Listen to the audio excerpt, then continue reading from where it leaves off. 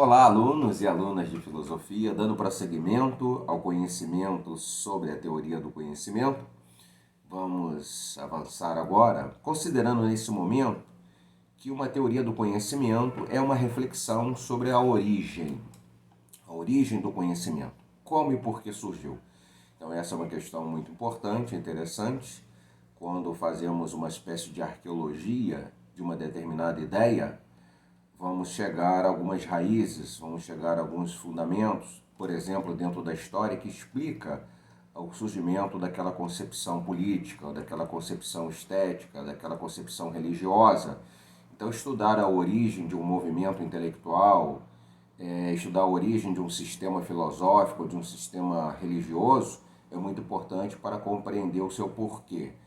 Porque muitas das vezes o que ocorre é que uma ideia filosófica, uma ideia política, uma ideia religiosa, ela surge como resposta a um dilema histórico, social, econômico e político específico. A história está cheia de exemplos nesse sentido. Então, é válido que o intelectual que queira examinar bem uma questão, que ele possa voltar no tempo e observar como aquela forma de concepção da realidade no campo da estética ou no campo da filosofia ou da sociologia teve origem.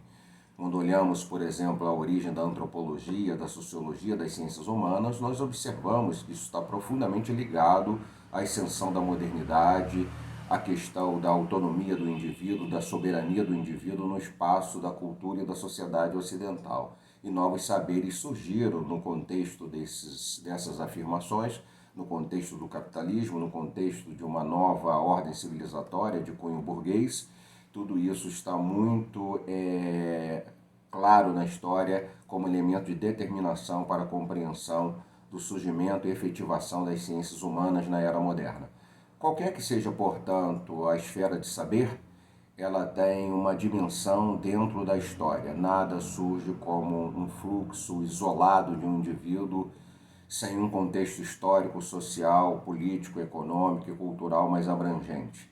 Às vezes, uma ação de cultura é uma reação a uma determinada manifestação de compreensão cultural da realidade. Processos culturais vão substituindo outros processos culturais em nome de novas questões e de novas circunstâncias do processo histórico mais amplo. Então, é fundamental que o observador, aquele que analisa o desenvolvimento das ideias, tenha essa preocupação de saber o porquê do surgimento de determinado conceito, porque isso pode justificar o seu desenvolvimento e também as suas opções de abordagem do mundo da realidade. Os sujeitos que construíram inicialmente uma ordem de pensamento o fizeram dentro de algumas dinâmicas, de algumas circunstâncias. Pensemos, por exemplo, na Reforma Protestante. Ela surge no momento em que havia uma viabilidade da sua eficácia no espaço social europeu.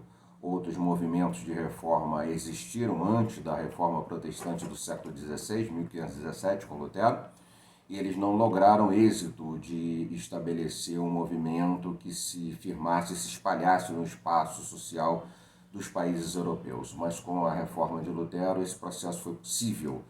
E isso não se deve exclusivamente, ou isso não se deve pelo fato da genialidade de Lutero, isso se deve pelo fato de algumas circunstâncias sociais, políticas e econômicas que favoreceram essa possibilidade de efetivação do pensamento reformado no século XVI. É assim com toda forma de conhecimento.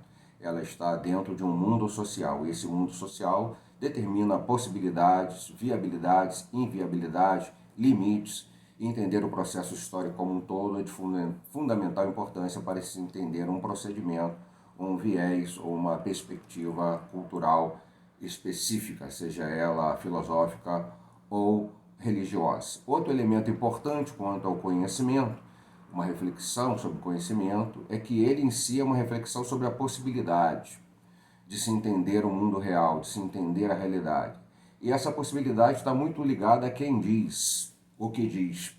Algo é dito, e é preciso saber quem disse, porque quem disse pode determinar a qualidade daquilo que é dito, ou a veracidade daquilo que é dito.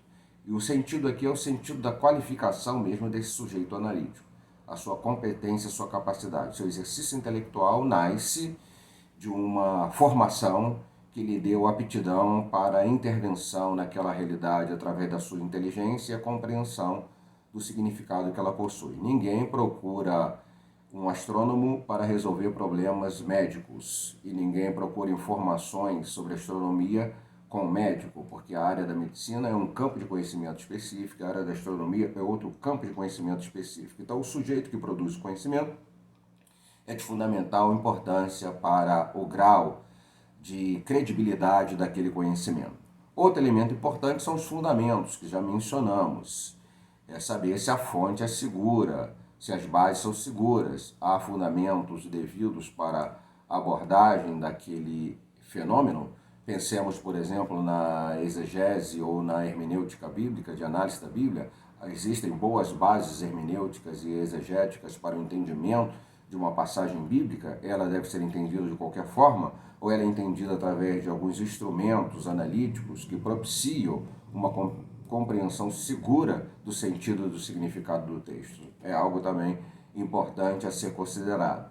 A extensão, até onde podemos ir.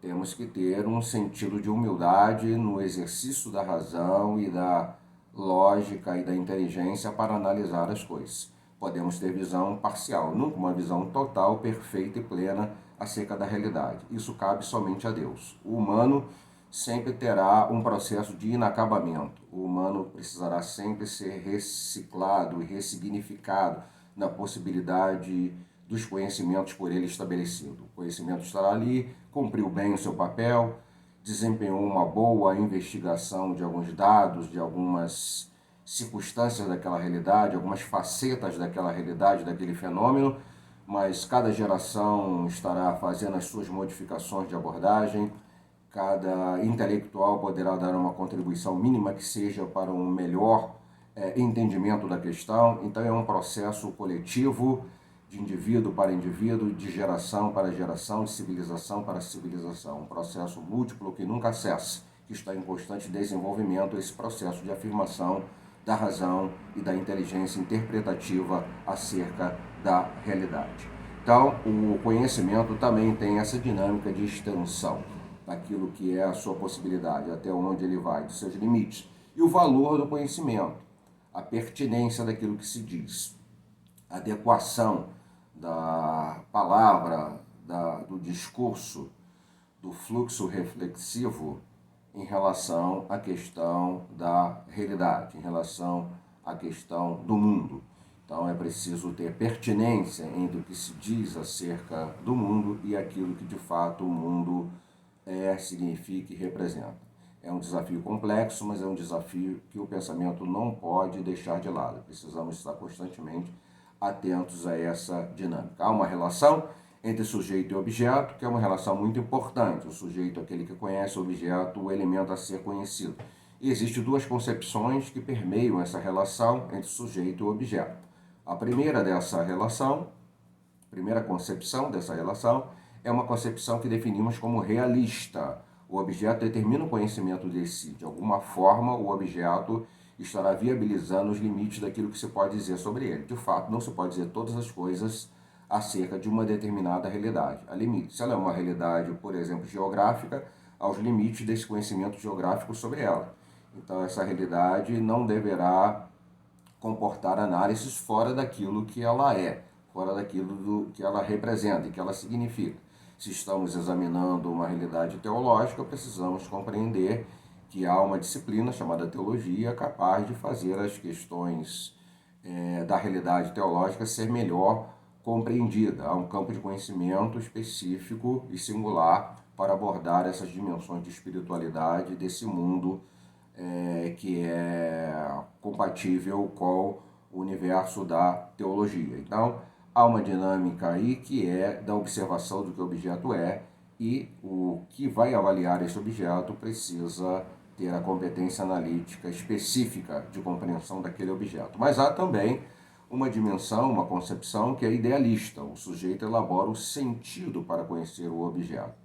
O objeto não determina um sentido claro da sua compreensão, então o sujeito dá um sentido de compreensão a ele. O problema é quando não se dá espaço no realismo para o exercício da inteligência E o problema é quando a dinâmica da ação do sujeito para elaborar um sentido se coloca acima do significado e daquilo que o objeto é em si mesmo, fazendo uma violentação quanto ao seu sentido possível de compreensão. Então, esses dois elementos são